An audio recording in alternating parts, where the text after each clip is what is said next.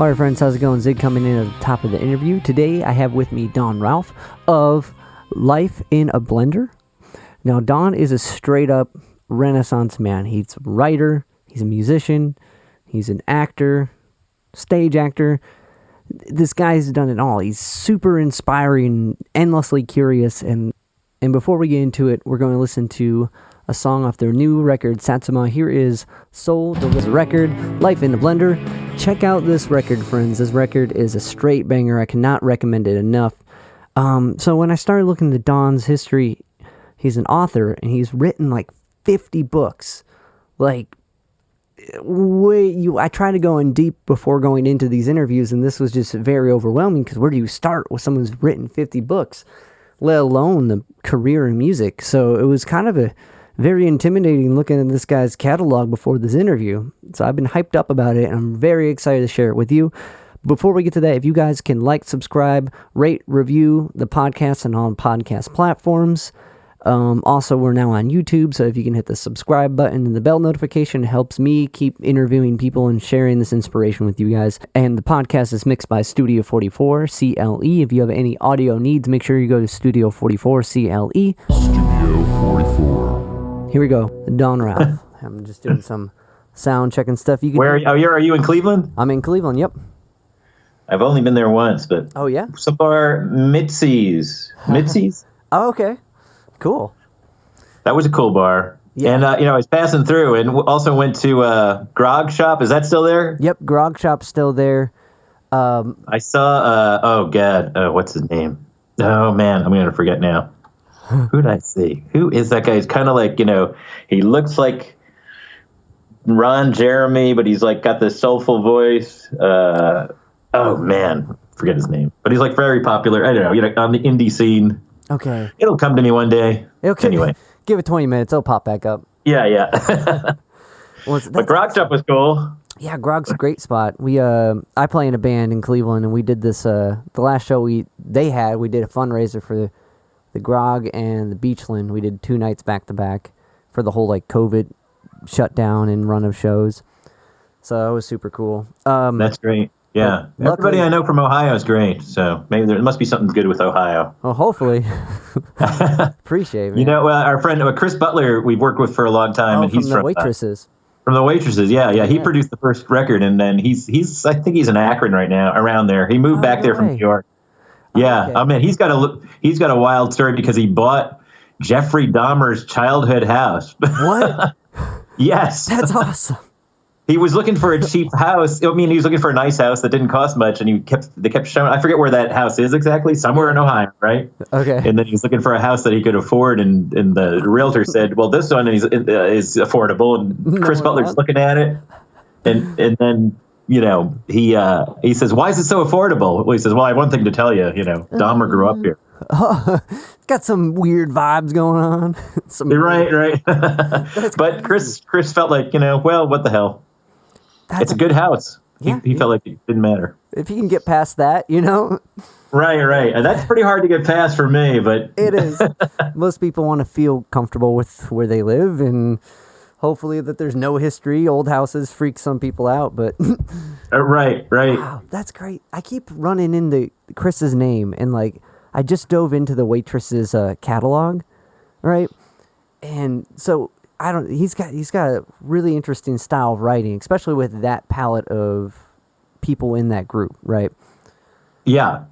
And he's very verbose and, smart, witty writing, and crams a lot of ideas into a lot of his songs. Yeah.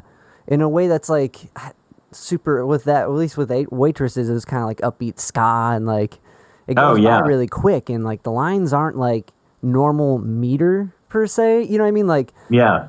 I don't know. It's really cool. I mean, he's just great. He's just a genius songwriter. And the fact that, when I first saw the Waitresses, I didn't know him, and I thought it was all coming from the woman, because it's all written from a woman's perspective. Yeah. And but it's all coming from Chris. I think that that was a great band. Patty Donahue was just so good. She had that great blasé, delivery. Yeah, that's a good way to put it. Right. So when did you guys develop a relationship and with writing, and when did you start working? Was it just he produced the record. That was the first one, right? Yeah. Are we in the interview now? I just started talking. I'm going to start it. It started off on a cool note. It just casually started up, right? Yeah. So we're in it now, man. That's awesome. We're good. Yeah, I didn't know if you needed to do anything official to start it going, but I usually say is Don Rauf, and we're doing the Zig At The Gig podcast, and then roll into it. But we dove into it, so I'm cool with that. Okay, yeah, we'll do it in reverse. It's like the slow opening, before the credits really roll. Yeah, that's good. But you want to start off with a poem, so that's super cool. Yeah, we can go back to Chris Butler if you want, or however you want to do it. Put a pin in it, but yeah, let's hear this, man. Okay, here's my Christmas poem, everyone, that I wrote. Thank you very much. Icicles, bicycles, Peter Pan. iPhones, bisexuals, underpants, socks and taser guns and gentleman's relish. You can't overdo it. You can only embellish. And wrap it and bow it and douse it in sprinkles and tie it so tight that the paper gets wrinkled. And shove it and stuff it in a shiny blue bag with a golden cord sash and a fancy name tag. And don't just get one when you can get a dozen. One says you're hating, but 12 says you're loving. Bring on the peppermints, pasties, and bugles. Bring gifts in abundance. It's no time to be frugal. Ignore road conditions and say, damn the weather. Hire the dump truck and dump in the pleasure. Crank up the volume and the face-pounding bass. Call Victoria's Secret and order more lace. And don't forget gift cards. They're small but still pricey. Tonight, all will enjoy, from the mouse to less micey. And nothing says loving like giving and giving and giving and giving till you no longer like living. Because it's things that matter most and more make it merry. Bring a partridge, a pear tree, and a bag of canaries. Bring a big screen TV where we'll spend the night staring. Just make sure we're buried under mountains of caring. Heaps of things that will soon be forgotten. A field full of food that will mostly go rotten. Friends who don't give, I'll soon be defriending. For giving means Christmas, and Christmas means spending. Beautiful. It brings a tear to the eye. Yeah, well, it's a really interesting, like, with how love is conveyed with, like, consumerism and, like, oh, that was awesome. Thanks for sharing, man. That was great. Thanks for letting me blurt it all out. It was weird as I was waiting for just the interview. I had nothing going on this morning. I was reading Mary Oliver's The Rules for the Dance. Oh, I don't know it, but I will find out about it. You can tell me about it. Yeah, it's just a book on how to understand metered poetry. So. Oh, right. So this fits in. This fits in really, perfect. To me, this fits this Dr. Seuss meter, somehow, whatever that is. It also kind of reminded me of the Night Before Christmas meter, whatever. Right. And up on the rooftop, and everything's hushed. Nothing was stirring, not even a mouse. Yeah, that's right. So when you I was looking into your history, man. You've written a lot of books. If all those books that I found with your name on it are yours, you are a monster of a writer, my friend, in the best way. Spend a lot of time alone. Yeah. A lot of kids' books. So they're thin, they can be razor thin books for kids with like 3 pages. But gotcha. but there's maybe like 50 books out there with my name on it. So it looks good. Looks good on paper. Was it for real? Because I was going to dive in and try to dive deeper with those, but I'm like, I don't know where to start. I did notice a lot of them were scholastic, and I'm a teacher. Yeah, a lot of scholastic books. And then, a couple bigger books I did. One on Schwinn bicycles, the history of Schwinn, which was fun to do. Went out to the bicycle museum, and they had all these Schwinn archives and boxes that hadn't been through. So for me, it was great. They had so many great old bicycles, like the Stingray with the banana seat and the sissy bar and the big ape hanger handlebars. So that's just one example, but that was a fun book to write. And then one I did called Lost America, about all things that have sort of disappeared in America, from towns to like the Route 66 and many other things. That's awesome. Like my bike growing up was my I don't remember the model of it, but my mom gave me her old Schwinn. So like I was like, I saw that, I'm like, that's awesome. But it seems. I wonder what the Schwinn. What was your? Do you know what the Schwinn model was? Or I can't remember. More of a 10-speed, or was it a banana seat kind of thing? A banana seat kind of thing. It was blue. Oh yeah, and that's great. The gear shifter was just like that. Like I think it had like 3. I don't know. It was like 1 switch up. You know, it was pretty old though. Was the gear shift right in the middle on the bar? You know, coming out. Yeah, they had some.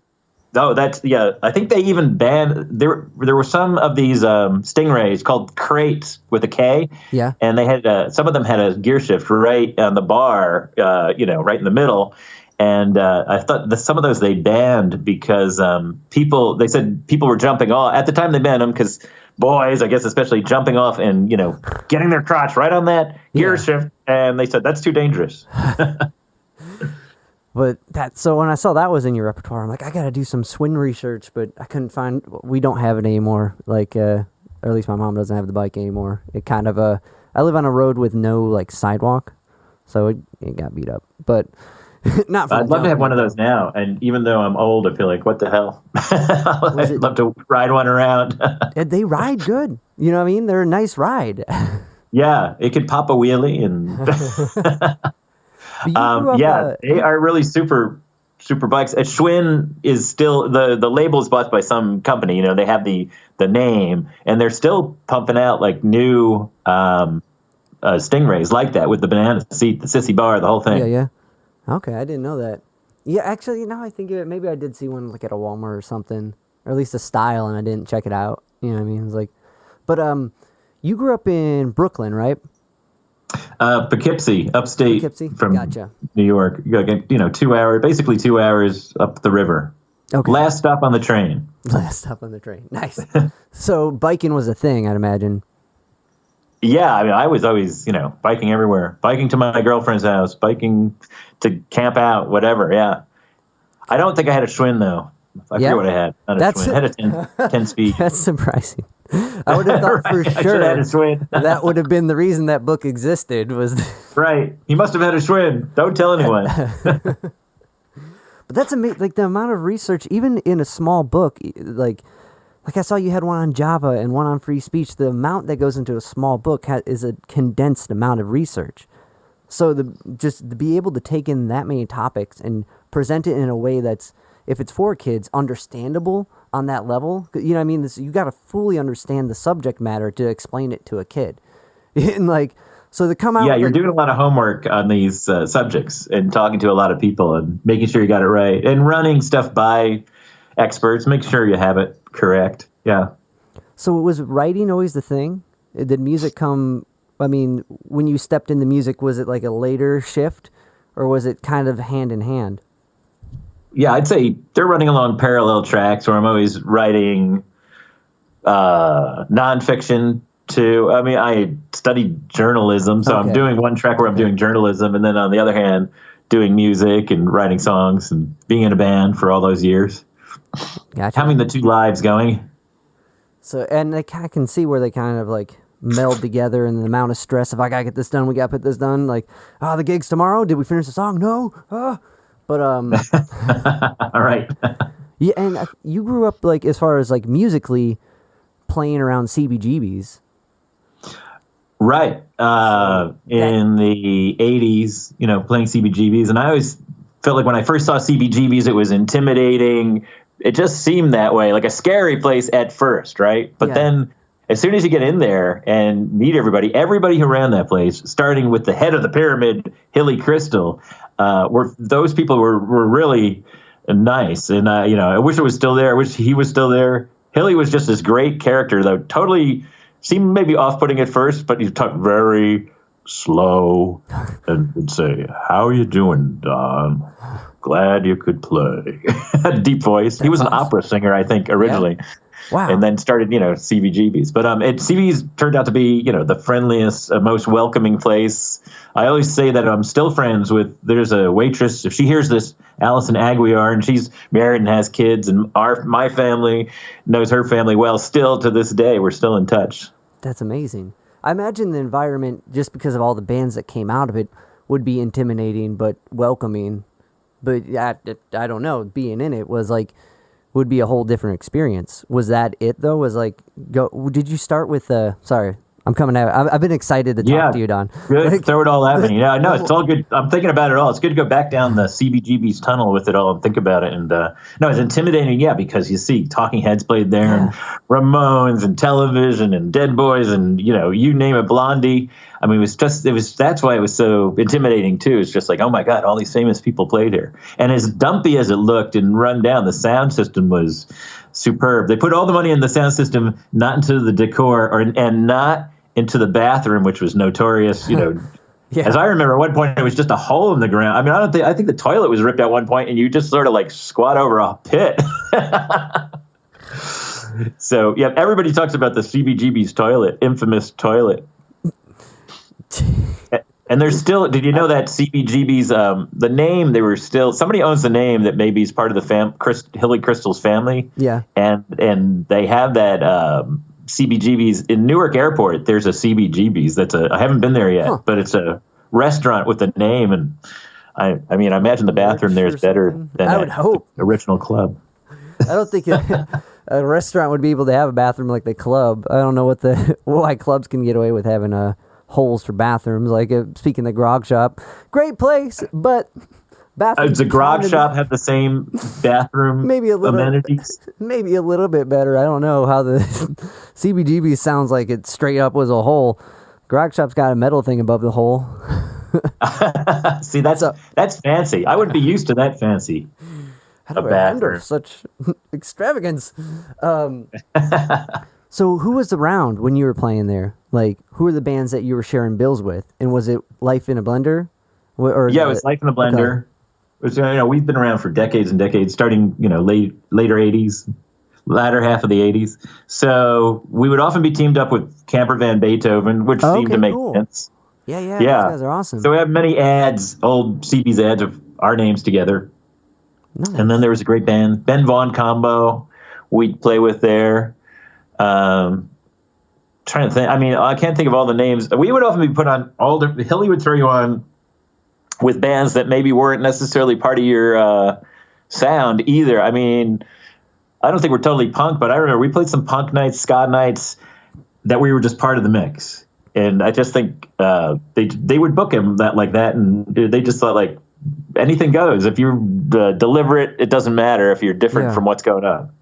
That makes sense. Well, you guys definitely have some punk elements within your music, so it makes sense that you could fit in. What's interesting about Life in a Blender is there's so many different styles going on at once, and each record's kind of like a statement to whatever you were going through at the time musically, and it's really complex, which is really cool. Like, I was listening the first song off the first record, Chicken Dance. Like, that song's complex, man. It's got a lot of parts. And, like, they come out, I don't know if that was first record, you know what I mean? Like, there's probably recordings beforehand, but first record I found, or earliest dated, I guess. But, sorry. Yeah, I mean, I think I often have a tendency to put in a lot of parts, sometimes, and maybe that's to our, detriment or whatever, because, some people will say, like, it's too much, right? But, I don't know, maybe I get bored. Sometimes you're writing a song and you write one part and then you say, oh, that's good, but God, let's add something else in. And then, like, that song, Chicken Dance, I feel like has 50 parts going on one after the other. It's complex. It's awesome. I was like, because the new I've always liked that. I mean, there's a video out there. If anybody's, hears this and wants to check out the video to Chicken Dance too, is really, I think, great that we did years ago and worked with a live chicken, that we got at the butcher shop, this Chinese butcher shop in Brooklyn. Yeah. We went in, you can buy a live bird, which until we did this video, I didn't know you could do anything like that. Walk into And the scene, I've described the scene before, but the scene of walking into that butcher shop was just wild because you walk in and you hear all these chickens, and, and then I look into this sort of dark room and there's these two older women wearing rubber boots and their feet are in this kiddie pool and they're sitting on short stools and they're taking chicken after chicken and they're breaking each chicken's neck and blood is filling the kiddie pool. I mean, it's sort of like you could have made a David Lynch scene out of this scene where you buy the chicken. And then we bought the live chicken and had the chicken out for the day and filmed it in New York and at restaurants and wherever we wanted to have the chicken. And I felt bad that night because we brought that chicken, felt like, oh man, this is great. This is the life. Yeah. I'm out. I'm a movie star. And then at the end of the day, we said, well, why? I'm not going to kill a live chicken. I'm just going to bring it back and return it. Yeah. And, we walked back to the butcher shop, and I can imagine that chicken looking up going, oh, no, what are you doing? You gave me a great day out, and now this. It's the most famous chicken here.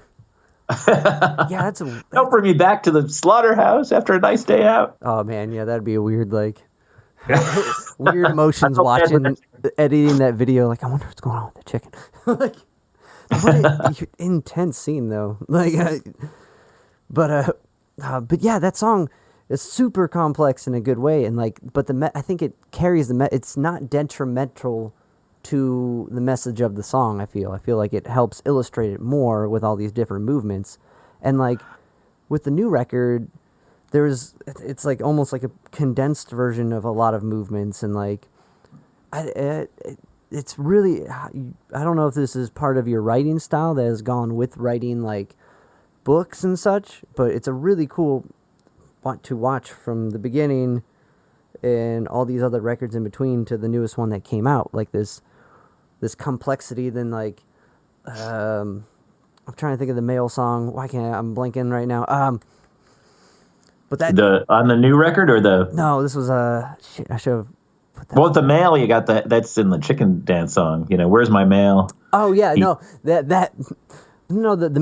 mail carrier. Fuck, why can't I think of it today? Or you mean about the mobile wash unit? Mobile wash unit. Yeah, fuck. Yeah, that's and that's about living in New York. There's always these trucks that go around after hours, late at night, with all the guys and women who clean the subways with their power hoses, and that was just really feeling a brotherhood or a kinship with the late night worker, who's out there working away, struggling. I feel like people like that. That's a 3-4 time song and waltz sort of time signature. And when we do that live, I feel people really get into it. It's like a worker's song. We're all working together, working hard. I am a member of the mobile wash unit. Yeah, People I've been sing along. I've been singing it to myself all week. But it goes from these a song like the chicken dance to that where it's complex to simple but carries the same weight in a way. I don't know. It's really cool. Your ability to write in different styles like that.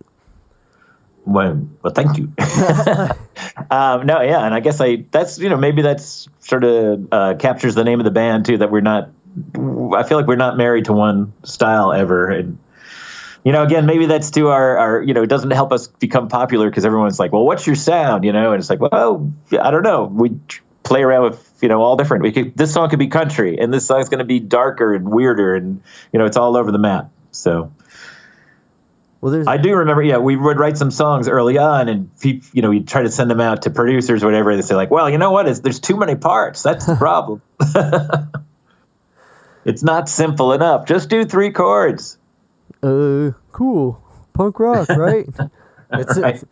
But you can see, I understand that attitude. Some people think, well, it's just too much sometimes. Yeah.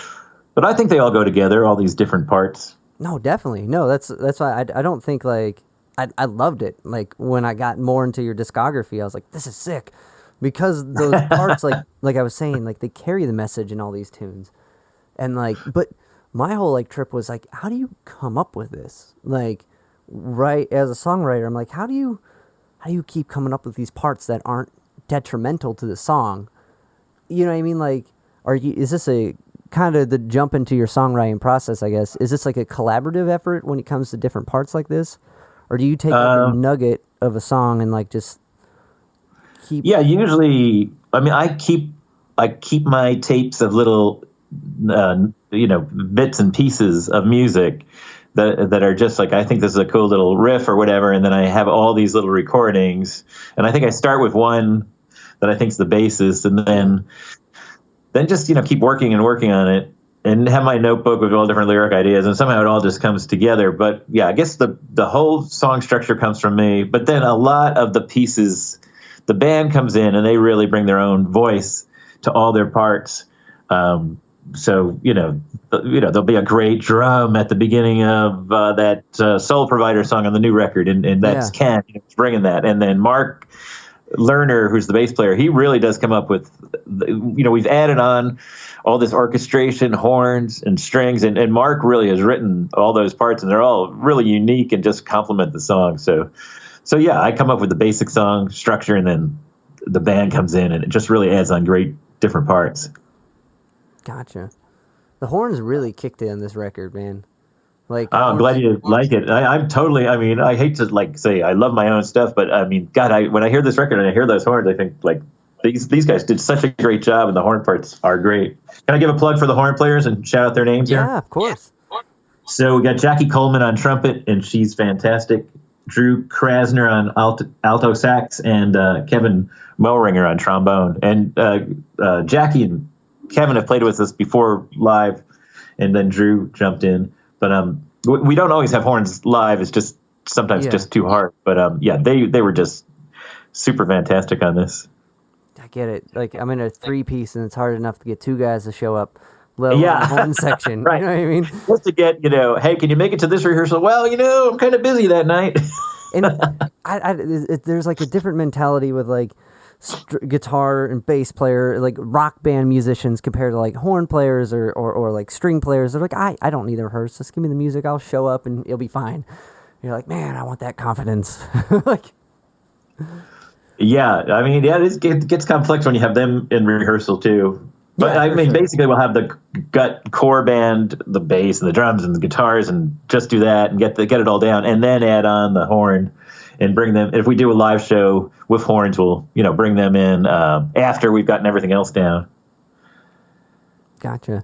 Yeah, I don't know, with a horn section like that, it's more like it's got to be like an event type gig. Like, this is the CD release. Can you make it? Like, right. Plus, you got to pay everyone, and we want to, and for sure. got to have a bigger show. I mean, we often just play, and I shouldn't say just, but we'll play Barbess in Brooklyn, which is a great little club, but it really is the size of a postage stamp, and even to have us normal 6 of us in is really crowded in there. So yeah, got to find the right space, do a bigger show with the horns. Brooklyn's got a lot of cool venues. I mean, I don't know now if that's the case, but I went out there did like a 4-day like stint, played like 7 shows, something ridiculous. But like, Brooklyn really has a lot going on now with like little DIY spots and like, I think everything had to move sort of out from Manhattan, right, to Brooklyn pretty much, although there's still some Manhattan clubs. But yeah, Bushwick I know has, I mean, we get stuck in the same, we play Barbess, which is great, and we play Rockwood Music Hall a lot in Manhattan. Yeah. And we're kind of in those, playing those 2 all the time. And then it would be good to branch out more, and sometimes we do. But I know there's lots of great new. Brooklyn is like you said, a lot of new clubs out there, which is great. New York, as far as like shows go, is like a weird time. It's the zone of its own, like, because you're in Seattle now, right? Yep. Okay. I mean, I'm in Seattle, living here for the most part, and then I go back to New York. I was going back all the time because, that's where the band is. My wife's more from the West Coast here, and that's why we wound up out here. Well, I guess it panned out now with all the pandemic stuff to be out that way. Right. It might be a little more relaxing than being in New York at the moment. But like, although New York's done great, New York's just killed it with bringing the transmission rate down and everything, which is amazing for such a huge city. So definitely.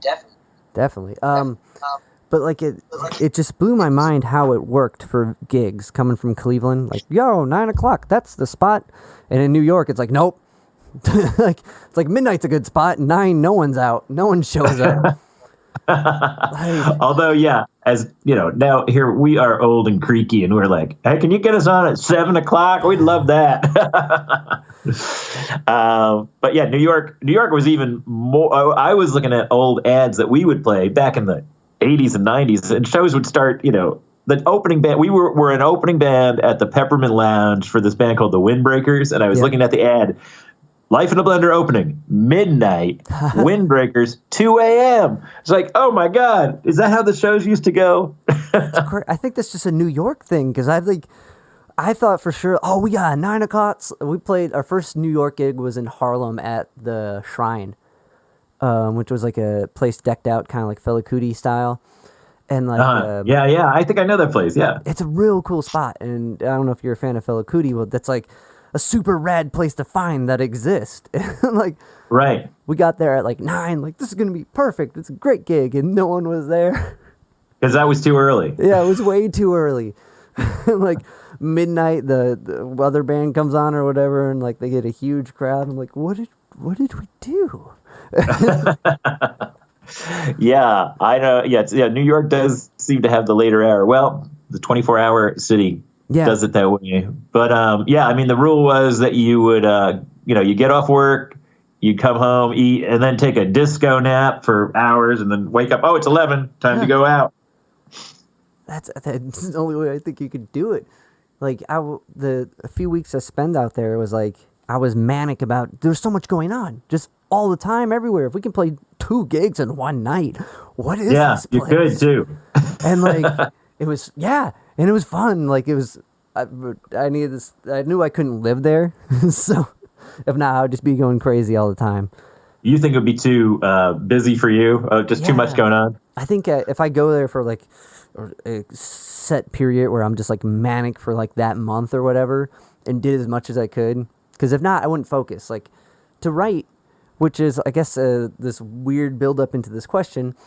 Like, you have to focus. You have to take the discipline and just like focus on one thing. And if you're doing multiple things like you are, like writing a book and writing an album in a place that's manic like New York, maybe it was just because it was my first time going there. You know what I mean? Like, oh, everything's cool.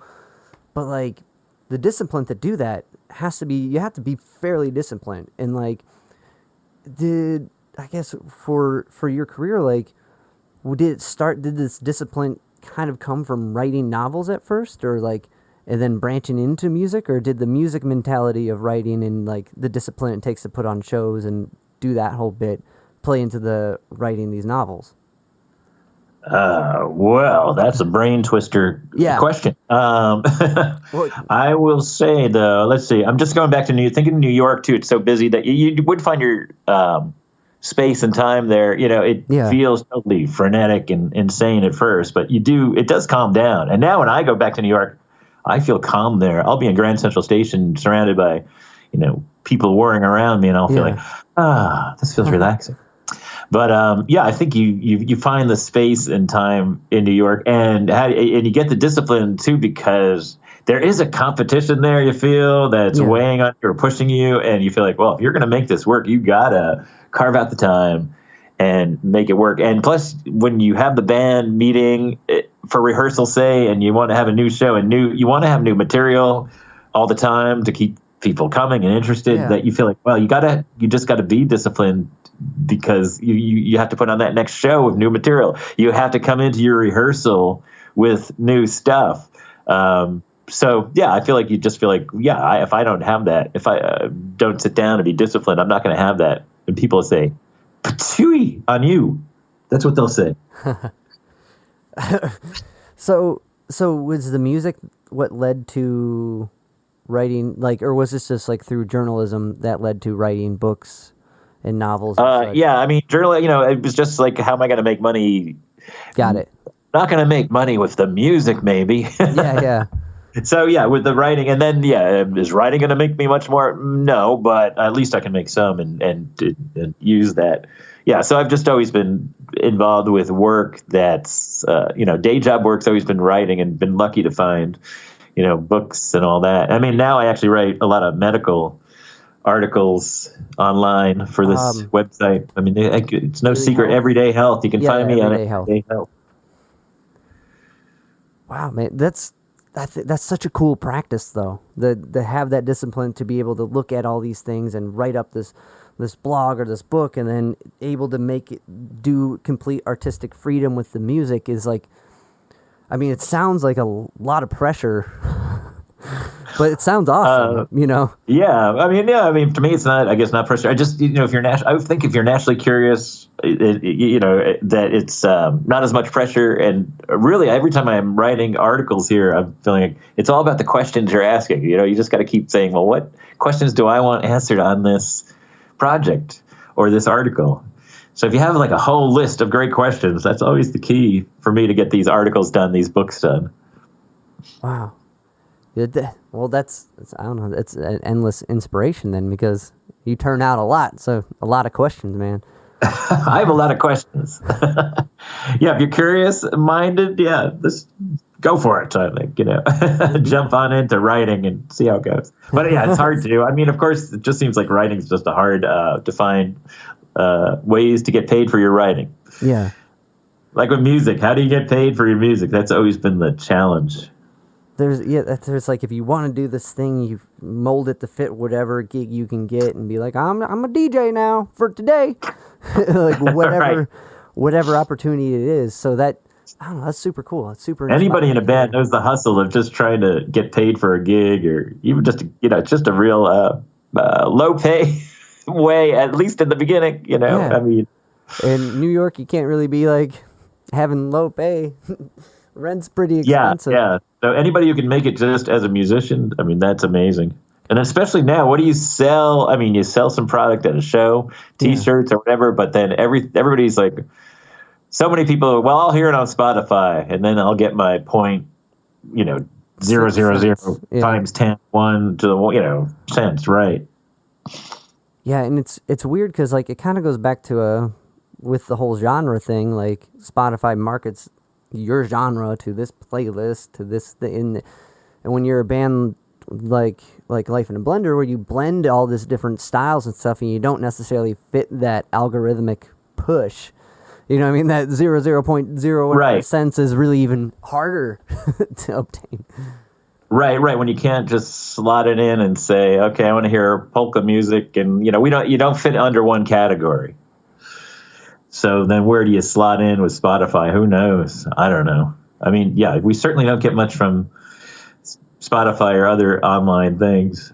And then you go back to Chris Butler again, and maybe one day you'll talk to him. I mean, he's had big hits. Yeah. Christmas Rapping and I Know What Boys Like, and I talk to him, and he'll get a zillion hits, like zillion plays on Spotify, and it still comes out to like, I got $20. That's insane. I mean, it is crazy. Yeah. It's crazy. I just think that system I hope one day there's more change that somehow the artists get more from services like especially Spotify, which taken over everything, which seems like the monopoly on it all, really. Definitely. Well, because it's so, they were just on top of it or whatever when the streaming service came out or bought out everyone else, and like, but it's to move a musical product now, it's got to be more than just the tracks, which is because now anyone can just hear just the tracks, and if you're not doing it, you don't get that exposure. So there's this whole like contradiction, like of how to do it right. And that's why I think, like, with this record, you had a physical copy of the record. I forget if you did. No, I did not. But I'll send you one. That'd be awesome. Because it's got like you said, you're trying to move product to sell different things. So with this one, we made this album, Satsuma, is more of a book. Yeah. So it's taller. I say, it doesn't fit conveniently in your CD rack at all. It just juts out. So you can find it easily. But that, we wanted to make something different that maybe people would be more wanted to buy, because this isn't like your regular CD. It's really like a book with a CD in it. And then we have artists, artist friends who did original art for each song. And then we had friends, some bartenders and just others who like to make cocktails, who came up with original cocktail recipes for each song. And, we put all these different elements together and made an interesting book this time. So I feel like we have some product that's different to sell. Which is awesome. It kind of encompasses everything that you do, writing and art and like music. And the writing, the book side really comes in too, that this is a book. And then a lot of the songs, if you saw, are about books because of this other project.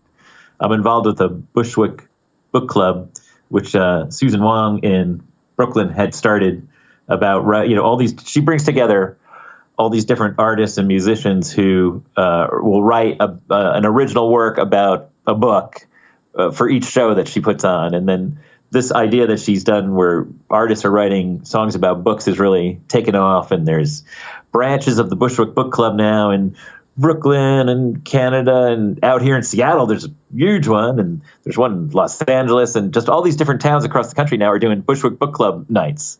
And even in London and Sweden, there's branches. So it's been really cool. That's awesome. There's all that it really exploded. And it's really been great for me because you're just writing about different subjects that you wouldn't normally write about. Yeah, and different like perspectives because you're taking on these characters from these novels.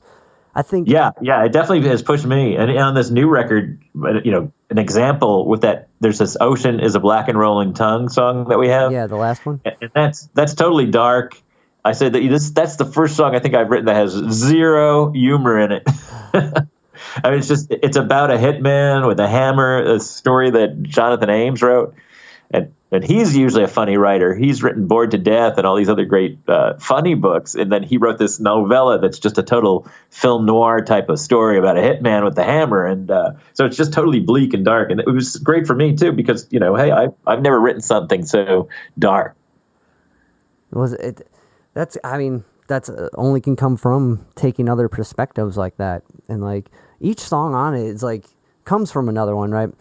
Like the song right before it, because there's certain words that stuck out. Like the tune before it, there's a line that says, "When it all goes cattywampus." I'm like, that's a term. I have a friend who says it all the time, but that's the only person I've ever heard say it.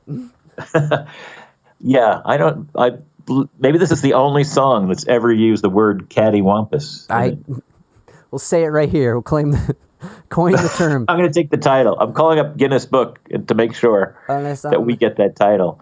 And that one is totally a country romp song. That's the only song on the record actually that's not based on a book. Oh, okay. That's just from my brain. Where'd that word cattywampus just came up. I thought, why not throw it in? That's awesome.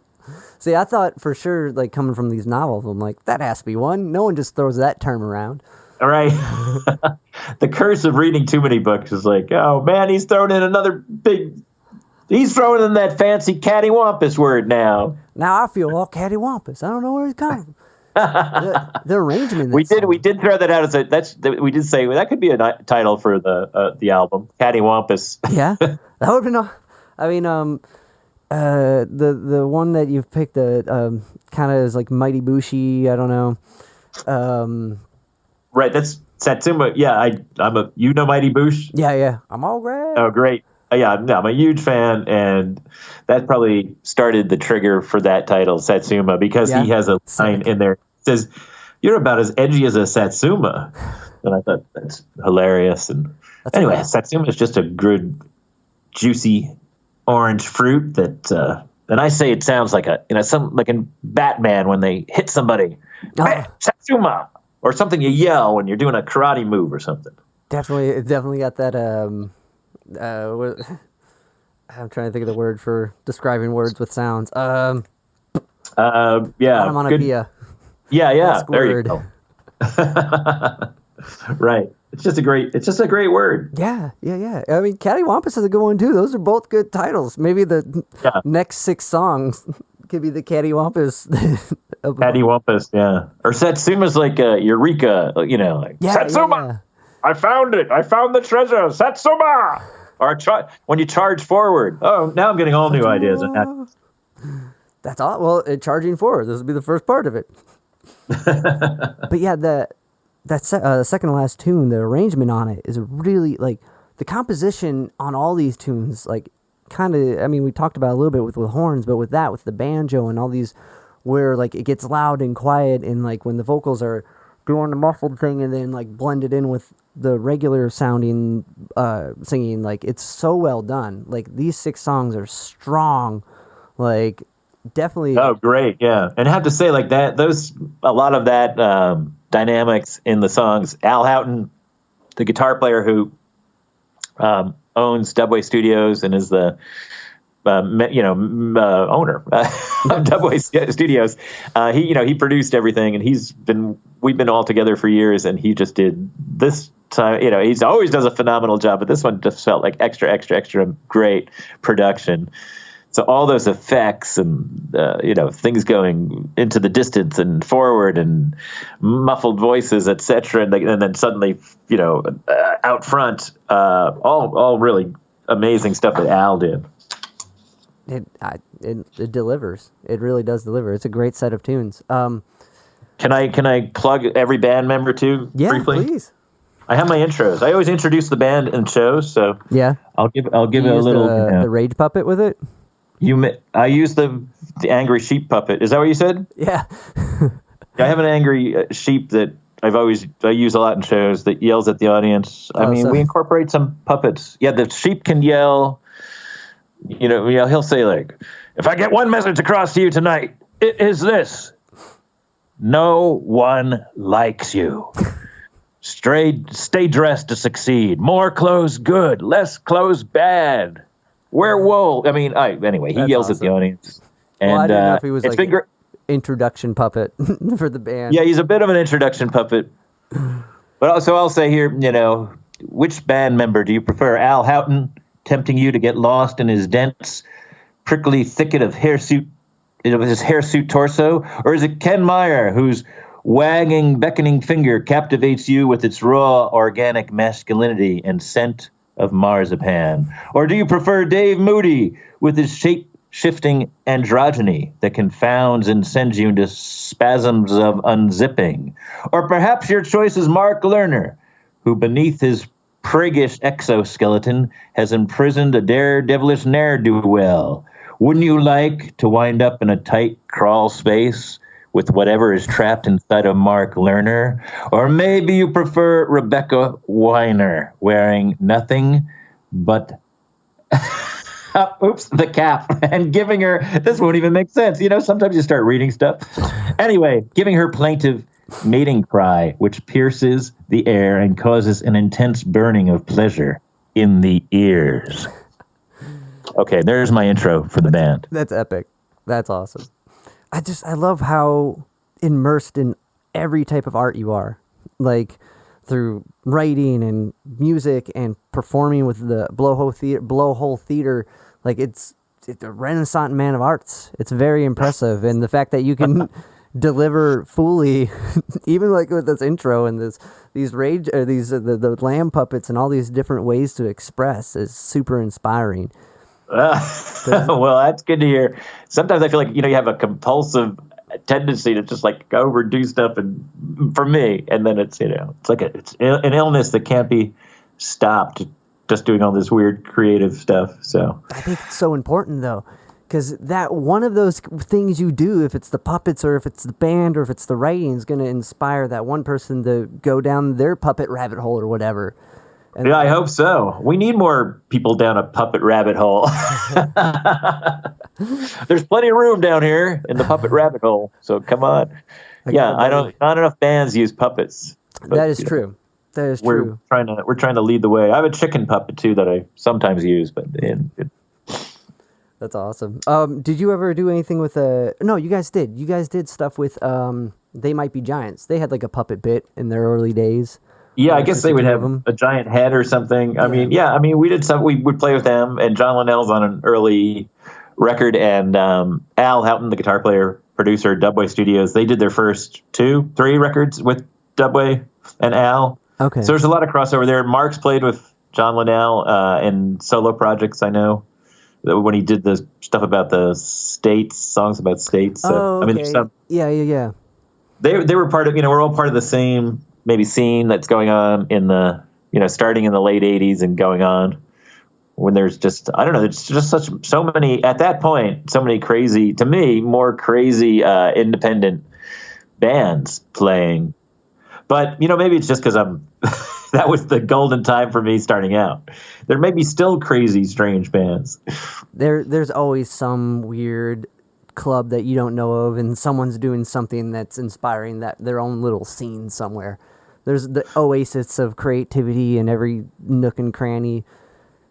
That's good to hear, because I want to see all those nooks and crannies and see those bands. I guess at the time when we're doing stuff, in the 80s, thinking like, okay, there's Devo and B-52s and Talking Heads, and I look at that group of bands and think like, God, that was really, what distinctive voices, what visions these bands had that I see them as much now. Often I just feel like we used to turn on Saturday Night Live when it first came out, right? And it was like, you would find bands that were like, oh my God, what is this? I've never seen this before. And now it's more, so you turn on Saturday Night Live now and it's like, oh, these are the big top bands, Kanye or whoever it might be. So I don't know. I wish there was more of the, I guess, distinctive weird voices that people don't, that maybe people don't embrace at first, because this is strange and bizarre. And then later on they're like, oh, I can handle this. Yeah. No, I agree. I think part of the reason they don't surface as much is the algorithm rhythmic placement of, you like Devo, you try Mike Watt. You know what I mean? Like there's like this, the guys that are making the weird things that don't fit into the norm or don't know where to place, you don't come across them as easily, which kind of keeps it pure in a way. Like I found these guys, they do this weird thing with the puppets and the recording, but I don't know, in a weird, so it's kind of half and half, but you can find them now, and you can hear their whole discography even on Bandcamp, and you can email them, where that might have not been the same reach before. So it's like a weird mix of the two. Yeah, I guess on the internet, they're out there. You just got to dig more. Yeah. You got to get off the path of like you said, with Spotify saying, well, you like this, you'll like that. You can't just follow the algorithm that's sent toward your brain. Which, even though sometimes you're like, oh, I do like Mike Watt. I'm glad this came up. Right. I didn't know it was in this project. Sometimes it works. And I'll give credit to Spotify. Certainly I'll say, put in Mike Watt or whatever, and then something else comes up. It's like, okay, they're right. I like it. I haven't heard it before. Which, it works. But as far as finding the weird off the pattern, off the beaten path sounds, they're not there. They're not there. You got to dig for it. Yeah, there was a show, I'm going to tune in to this show on Friday night or whatever, and it's going to show me something that I've never seen. It's going to blow my mind. Do you guys ever do stuff with, Devo and groups like that? Big groups? Well, just because, being around the CBGB thing, and, I know it's, a different time, but... Yeah, the name bands, I guess we've named them already. They might be giants. We've played some shows with at the beginning, and definitely Camperman, Beethoven. I'm trying to think of all the, we've had just our brushes with people. Gotcha. In Berlin, we played between Mudhoney and the Buzzcocks, which was totally bizarre. Yeah. We played with NRBQ once. Okay. We played with this was a great match. Was Dread? Do you know Dread Zeppelin? Oh yeah. So that made sense in some weird way. You guys got humor, but maybe not that much humor. Yeah. They're hit you in the head with a giant fish humor. But yeah. Really good. They're spectacular musicians, and that was just a one-off concept that they ran with. What was it, like reggae ska, Elvis impersonating Led Zeppelin covers. Yeah, Elvis singing the Led Zeppelin in this kind of reggae ska way. Yeah, that was it, right? Yeah, it's I remember finding them in high school being like, what is this? Yes. Now, do you see bands like that take one idea like that and just run with it? Yeah. I don't know. Kind of, but I guess it depends. I feel like if you come across them now, it's kind of like a gimmick a little bit. What's the Ned Flanders band where they're all Simpsons characters? Right. But yeah. Maybe that's what they're called too. But yeah. See, I like that. Now and then, give me just that one juicy idea like that and go with it. That's great. Max I'll go Sabbath. with gimmick. Yeah. McDonald's characters covering Sabbath tunes. Like, yeah, the concept bands are great. Or like a Guar, Yeah. That's great. Oh, that's cool, man. So kind of when you got into music, you like literally stepped into music, right? You've heard the story. I've heard the story, and I thought it was so cool. Yes. Physically step into it. I literally stepped into music. It's true. So, yeah, the tale is growing up in Poughkeepsie, probably in junior high, and there was a dump that we had to cross through to get to the Veeder's pharmacy where they sold all the comic books and the candy and whatever you wanted. And so we walked through there, over this dump. And then, one day, two buddies are in front of me and I'm bringing up the trail, the end, and we're walking through and I step on, I just hear this hollow sound beneath my foot, like stepping on a box, and, dig through the trash a little bit and pull out the box. It's not a box. It's a guitar case. And I open it up, and there's this great, pretty great looking 12-string guitar. Nice. The neck was a bit warped, and all my friends were like, "Oh man, you found it. You're lucky." And they were nice enough. I had to push them back and say, "I found it. Finders keepers. I'm keeping it."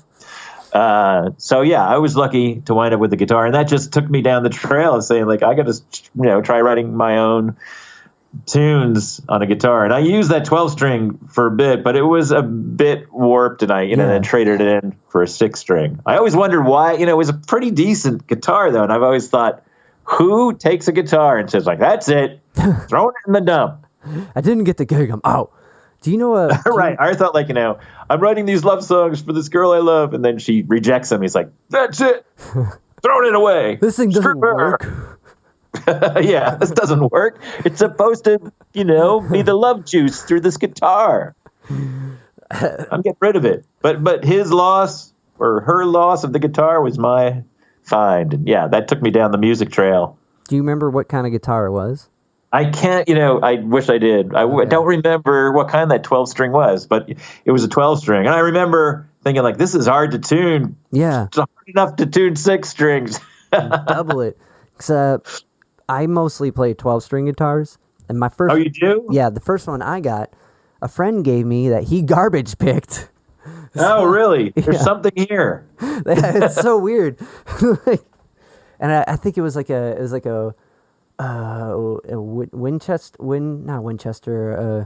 Chester, something like that. I don't know. Well, me and my dad ended up fixing it and getting the play all right, but it was kind of warped. But I played that 12-string for a long time, and like it had decent enough action where you can play it without buzzing. And like I didn't know, like I've heard the story about how you stepped into music, but I didn't know it was a 12-string. That hit home. Yeah, 12-string. Yeah, well, yeah. If you were playing 12-string and still are, it just definitely a callus builder too, extra callus builder for sure. And like I don't know, I bounced between a bunch of stuff, but like I ended up doing more like bar gigs, and the one guitar I had with a decent pickup, which I got a better like Fender 12-string down the line. I'm like, this one works, and I can run it through this wah pedal, and it doesn't sound like garbage. That's great. And the 12 strings, yeah, they definitely have a big, full, great sound if you can handle them and play them. Yeah, but they do wear these. If you do like a whole like a bar type gig where you're just playing like straight covers and stuff and just kind of strumming, like that, definitely your hand's tired by the end of it. You're like, I mean, now that I've long abandoned the 12 string, I don't know, the tuning must be constant crazy tuning, I would think, going on. Especially now being cold, and I don't know, but I do a lot of open tunings anyway, so they're kind of like open C, open D modal type stuff. That's cheating. Kind of, if all I did was bars, if I just banjo chorded it up. I'll send you some stuff. Let me know what you think. But yeah, no, I'd love to hear it. I kind of wanted to ask, wrapping up here, does Life in a Blender ever plan to do stuff with Big Leather? How bad? That's funny because you've dug in deep here, then, right? Yeah, man, I was excited. That album got me pumped. Or that, are you consider, since it is 6 songs, are we going with an EP or are you going with album? Well, let me. You said Big Leather. I mean, Big Leather is my son's band, right? Is that what you're saying? Exactly. And it's awesome. I dig his stuff too. That's great. Yeah, he's in New Orleans, and yeah, he's gotten the bug too. Yeah, he's going to be. I said, there's a quote by somebody in X. I think it was John Doe, and I read it in a fanzine ages ago. Who said like, if you're going to be hitting your head against the wall for the rest of your life, you better find a wall you like. And I feel like that's what being in a band's like. And now he's going to be hitting his head against a wall now, like me. That's awesome. Man, John Doe, that's one guy I want to pick his brain. So, I mean, growing up... So, yeah, he's doing it, too. He's playing a lot of stuff. And he was just talking to me. He's playing all this great solo stuff I saw, open chording, like you said. That's weird. That's so cool. Wow, what a weird, I don't know. That's awesome. Did you notice that as your son was growing up, was he interested in music, or is this something he got into later because it's kind of inescapable? Like, oh, Dad does this cool stuff. Right. Part B is actually, that's the true story. Yeah. He liked music and listening to it and had all great taste listening, but he wasn't playing anything. And then when he got to New Orleans, he picked it up. And, for the past couple of years, he's been heavily into writing his own songs and doing it and playing out. That's awesome. Well, I hope there's a blend of the two bands at one point, or or at least a double bill. That would be great. That would be super sick. If he could see to play with his dad, that would be great. But that's good. Yeah, people should check out Big Leather too. Well, definitely. Cool, man. And he was doing the cartoons before, or? Yeah, that's been his main thing. Is he draws a lot of cartoon like illustrations, but then other art too. But that was what he just was always. Since he's been like 2, that's been his driving thing. He'd be sitting at this bench at age 2 just drawing and drawing and drawing. He's compulsive in his art. That's awesome. Is that what drove him to New Orleans? He was in New York at first and living there for a year, and then he had a girlfriend that her mother lived down there, and then they said, hey, let's move down to New Orleans for a bit, and then he moved down. They've since broken up, but he's down there and has tons of friends, and he met a great community. There's such a great community of artists down there, and it's such a creative, great place, and there's no place like New Orleans. It's definitely its own little gem of a town. Like, I've only been there once, and I shouldn't say town, state, city, but I've only been there once. New Orleans. Luckily we went down there. My wife and I went down there right before the whole outbreak, and spent a week and a half there, and it's just such a great place. There's music everywhere, going on, and I know a couple other musicians there, and it's just fantastic. There's this place with the carousel bar, where the stools rotate around the bar. Cool. Bar. That's and, awesome. You don't see this in every city. And in that bar, I forget the name of that hotel where that bar is, where the carousel stools are going around. But Lena Prima plays there every week at a certain point, and she's Louis Prima's daughter, and she gets up there with the full horn section and plays all her dad's old songs, and she does perfect covers, of course, of her dad's stuff. And the scene in there is wild, people are just eating it up, and I was eating it up. But so anyway, that's just a slice. There's just this one little tiny sliver of all the action in New Orleans. Man, I imagine a bar with carousel seats would be disorienting. The more you drink, you're like... the dizzier you feel, and when you're actually moving... I love that kind of stuff. More, you need to have one out there in Cleveland.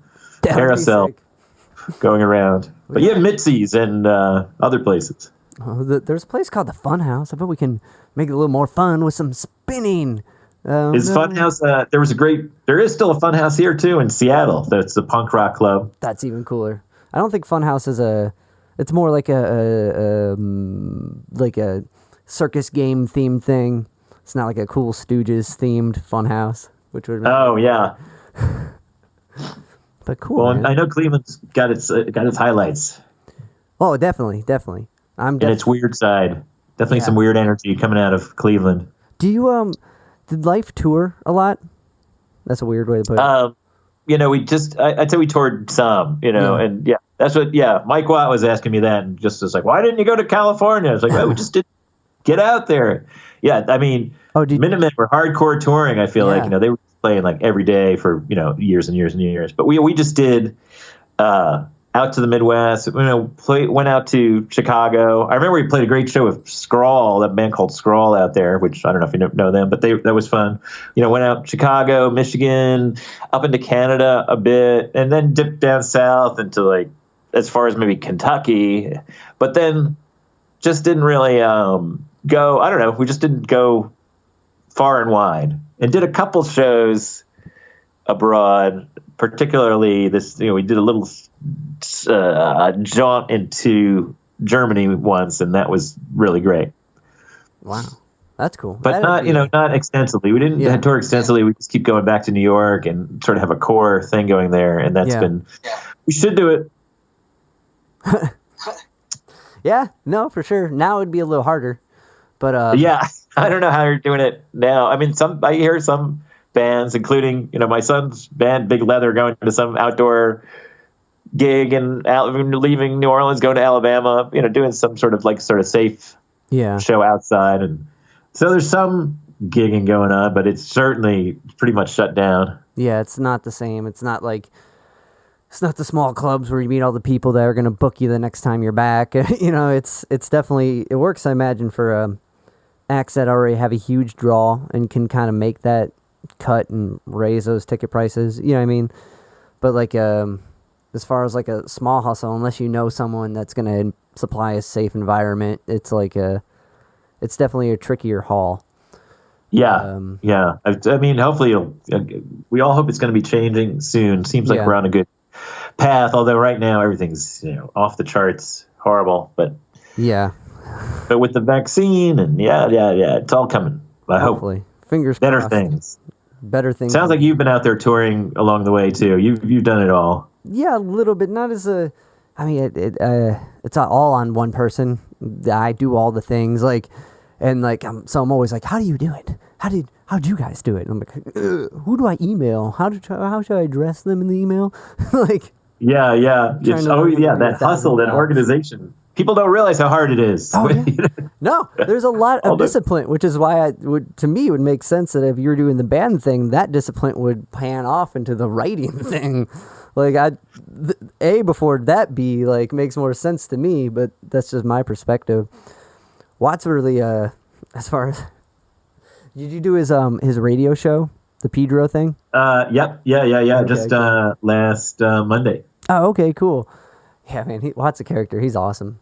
Yeah. He's great. It was fun. Yeah, he's he takes you down rabbit holes for sure. Definitely. But he was great. He talks at length with you, like you. He really digs in. Well, thanks, man. I appreciate that. Well, Don, thank you so much for your time. This has been a blast. I've had it's been awesome diving into your career and trying to figure out, did he really write all these books? Maybe there's another Don. Is he really? Because when you're just looking online, it's overwhelming. It looks great. So and the record. I don't have any other life, just writing away in the basement. That's awesome, though. So, but it's all true. Yeah, there's all those books. Like I said, some are very short. So yeah, but still, I'm a teacher. I'm a music teacher, and I teach at a charter school for kids with autism, and I teach adaptive music lessons, right? And so just to be okay, we're talking about rhythm, to condense a subject so it's hit points, and they just get it, and it's a lot of build up to that one statement you make. So yeah, that's great though. That's great you're doing that too. I mean, it's you learn when you write these books, you learn too, and then to share as you're understanding something, it's good. It's been rewarding for me. What was it? It goes from the Ottoman Empire, the free speech, the Java. Right. It's so awesome. But all this stuff's fascinating. I guess, if you're naturally curious, and like I say, is it more discipline or just compulsion to do these things? I don't know. But if you're a combination of those things, it's great. It just feeds my brain. Is there a drive for this curiosity? I mean, there's a drive. I don't know where it comes from, but there's a drive. Yeah. There's a drive. There's a drive. Deep inside. Oh, thank you so much, man. Well, I really appreciate your time.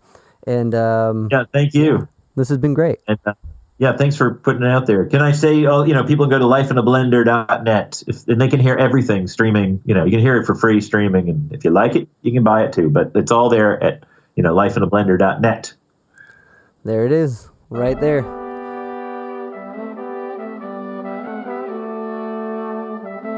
Life in a Blender off the record Satsuma.